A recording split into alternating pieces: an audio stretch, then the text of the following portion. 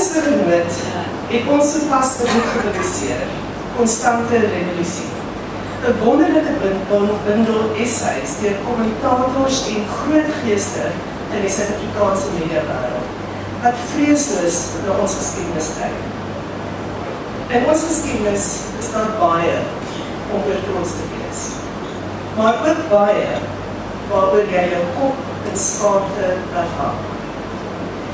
Tonight, we celebrate our successes with pride and acknowledge our failures with humility.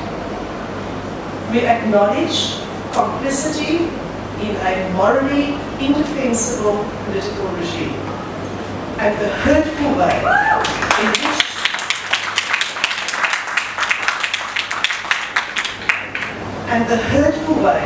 in which this played out in our newsrooms and our boardrooms.